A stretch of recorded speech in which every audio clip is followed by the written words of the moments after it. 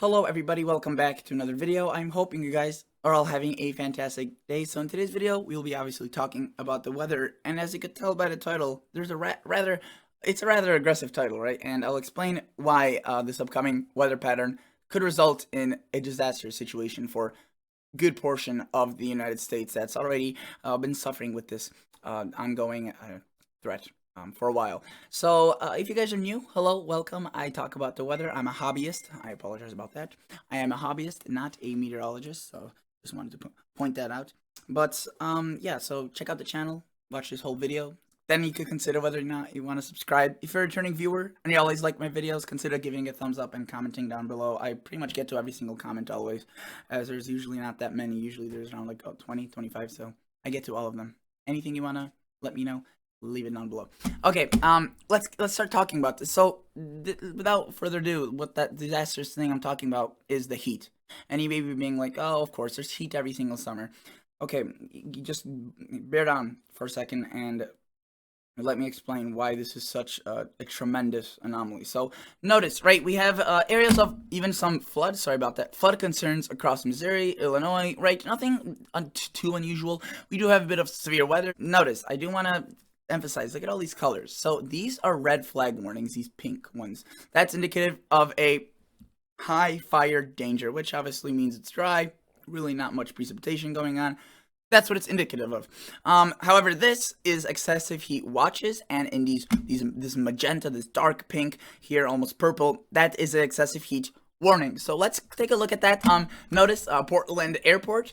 This is the period of record from 1940. So this is, almost a bit over 80 years now. And look at that. Record warmest June days, 102. And look at the forecast, 104. 107, right? That's what it could be. The record for that day was 98. The record warmest temperature ever, I think this is for Portland as well, I'm assuming, was 107. So, yeah, that could definitely be broken. Yeah, record-breaking heat wave expected. If you were to take a look at, let's see, where's Portland amongst all these cities here?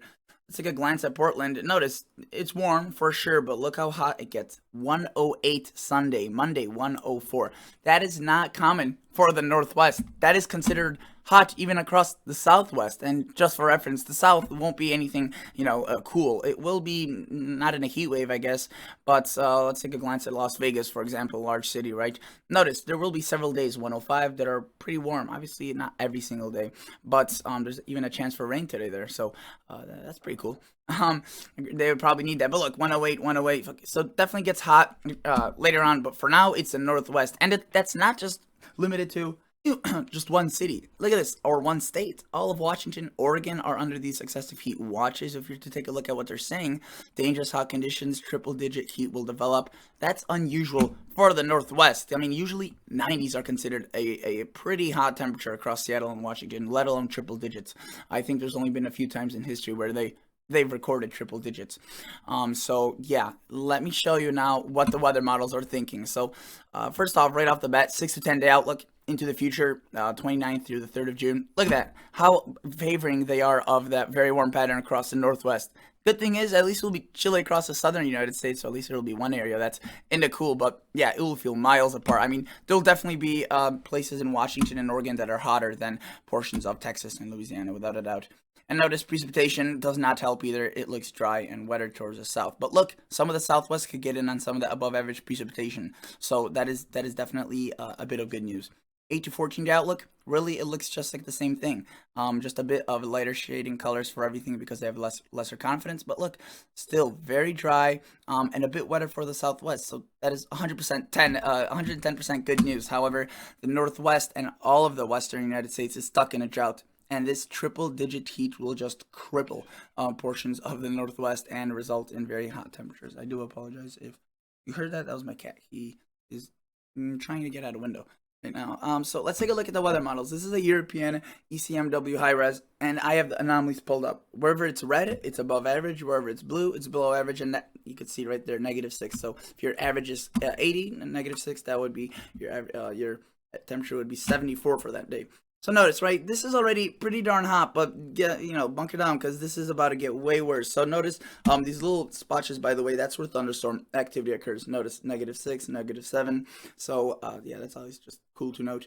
And you may be wondering where that cool air comes from. It's from higher up in altitude. These clouds go very, very far. These thunderstorm heads sometimes 30 to 40,000 feet, and then that air comes rushing down. Obviously, it's not super cold, but it's definitely usually a bit chillier than what's on the ground. And look at that. So a lot of the U.S. is warm, a bit cooler, but the northwest and southwestern Canada, look at that. I mean, it gets hot. You notice those colors that you could tell that's indicative of already very much above average, 25 on Saturday. Now, notice we go towards Sunday, it just gets worse and worse and worse. You start seeing some of those gray colors, which is indicative of extremely above average temperatures. 37 degrees above average. So if your average is 60, you're now seeing 97. If your average is 80, you're now well into the triple digits, 110 plus.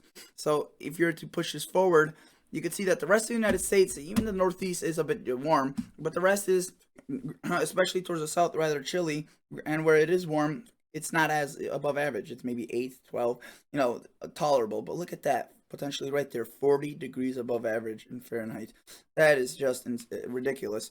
No, look at that, 42 degrees above average. And then we keep this going, it gets stuck there. That heat, especially across British Columbia, Washington, Oregon. I would not be surprised to see, from this, probably wildfire season will be much more invigorated from this. I mean, look at that, 43 degrees. There's going to be minimal above average, obviously not 43 degrees in actual thermometer reading. So it's going to turn the northwest and southwestern Canada into a actual matchbox. Now, if you're to look at the southwest, it's definitely warm, right? Above average, so that's not good. They're also in a drought. However, there is a chance, again, as you saw, for enhanced precip. Across the northwest, the southwest, there isn't. And look at that, 40 degrees above average. We push this forward. We still see those gray colors, which, mind you, even colors that are in this orange, dark red, that's already a lot, that's significantly above average. And I don't remember my place seeing a 28 to 29 degree anomaly in a very long time, let alone a 40 degree anomaly. So as this pushes forward, the European goes out to 10 days, and that heat stays there. So the rest of the United States is spared, but unfortunately, it keeps the heat in one place. It doesn't just come in waves. It's going to be a heat wave, I guess, but it's going to be there for a while. Now, let's take a look at the actual 2-meter temperature, so what the thermometer reads. Notice, obviously, the rest of the United States is warm, but that is usual for the South, 90s, 80s. But notice, right there, we start seeing 91. So that's very hot for Washington, but that's not, nowhere near how bad it will get. Look at Saturday, right there. Boom. 103 right there. Seattle, 80. Portland, 103. Again, also for the Valley of California right there. California Valley, 104. Very, very hot. And notice, again, many locations hotter than in even just the hottest place in Texas, 91 here, 105. So yeah, it doesn't even hold competition compared to what's going on across the Northwest. And look, across British Columbia, this doesn't look like heat, but for them, that is very, very above average. These folks are usually seeing temperatures in the 60s, 70s, and sometimes even 50s. So seeing 90 degrees is just way, way, way above average. And look at that, 104. I mean, goodness, that is just extreme heat. And the Southwest, obviously, right, they usually see heat, but this is still hot, but it's the Southwest. This is the Northwest, Pacific Northwest. It's usually, a moist, cool climate. That's what it's associated with, and that's because it is.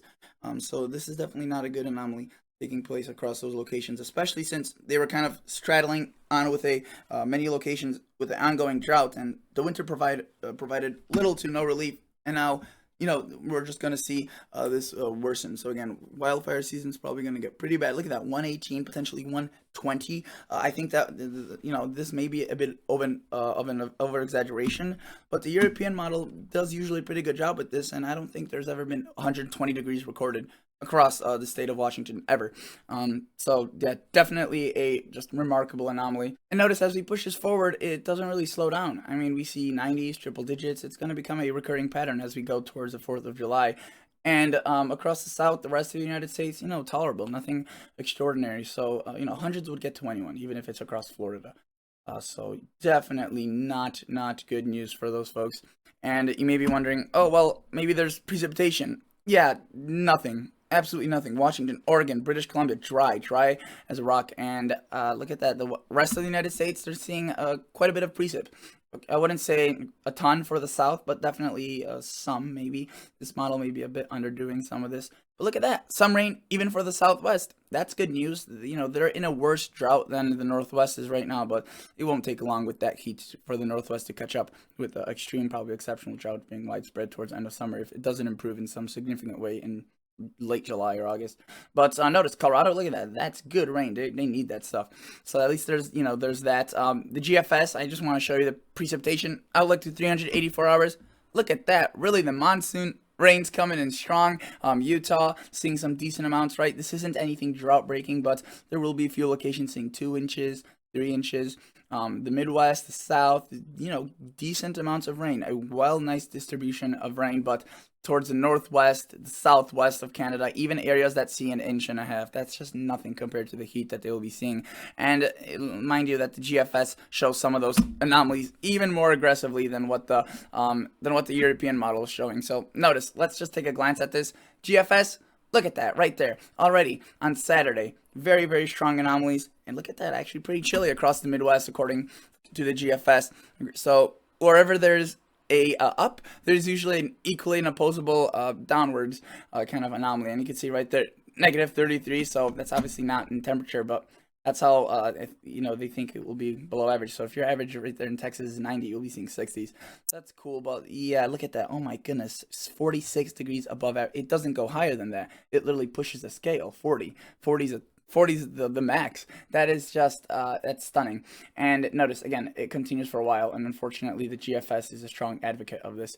Notice we do have these little spotches, so that could be some thunderstorm activity. But I mean, even this is considered a heat wave.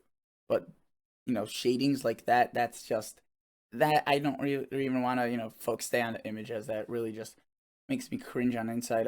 Notice that, and the GFS, which goes out further than the European, takes this heat, which it agrees with the European. It'll stick around for a while. It does bring it down a bit towards the end.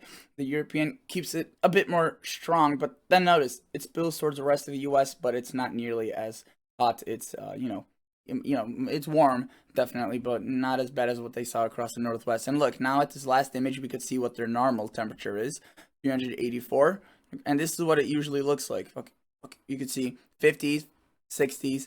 And again, in the early part of this forecast, it'll be stuck in the hundreds. So it just goes to show you how above average this is. Again, even this is very hot, 70s, 80s. That's more typical right there, 40s. And they will be, some of those locations will be approaching 100. So just not good news overall. Look at that, very cool day right there, 53 across New Mexico. That's going to probably feel nice for those folks. But again, not good news by any measure. And now where this could turn into a very, very bad situation is, let's take a look at the drought monitor, right? Notice, a lot of the U.S. is in some sort of drought. This will probably be all alleviated, especially east of the Mississippi, because there will be, again, as I showed you, quite a bit of rain. So the Midwest should get some rain. Upper Plains, they're pretty bad, right? In pretty bad drought. They should get some rain, so it may get worse. I wouldn't say by much. They could see some beneficial rains, but as you get into Wyoming, Montana, Idaho, these locations, I mean, they're already, some of these locations, in extreme drought. The heat will just destroy any hopes of alleviating the drought. And the Southwest, while in a very, very bad drought, may see some improvement with that rain that you saw in the forecast. So, that would definitely be good, but yeah, these states are probably going to join. I wouldn't be surprised if all of Washington, Oregon, and Idaho are in the orange, or maybe even the red by the end of, say, middle of July after that heat wave, which could be still going on at that point, but the models don't go out that far. So just very, very bad news for those folks. Again, anywhere else, it seems like it will be getting better, though the South may be a bit drier, so that could cause some drought conditions to pop up. But yeah, definitely the West will be by far the worst. The Midwest, thankfully, looks to get some alleviation. And actually, talking about the precipitation, you saw that there's some flood outlooks. Yeah, there could be a lot of rain in the next 84 to 100 hours across the Midwest. But today I just decided to focus on the heat. But notice, yeah, almost an everyday chance starting next week of these scattered pop-up showers. You could see just driving across the Great Lakes, Northeast. But earlier on, you could see there's a more organized system of thunderstorms. And right now they're actually starting to take shape across Nebraska, and they will kind of drive eastward. Notice some of these have powerful winds, large hail. And if this were to load, let's take a look at central northern Nebraska. Look at those. Those are some nice hail cores right there. Obviously dangerous, but nonetheless impressive. Okay, guys, so that's basically it for today's video. Thank you so much for watching, and I will catch you all on the next episode. See ya. Bye.